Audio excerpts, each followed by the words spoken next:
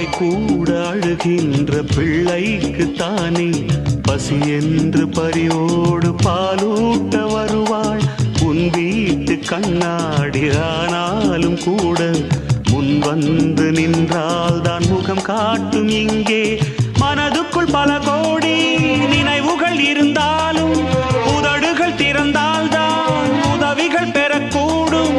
கோழைக்கு காதல் என்ன, ஊமைக்கு பாடல் என்ன? ஓ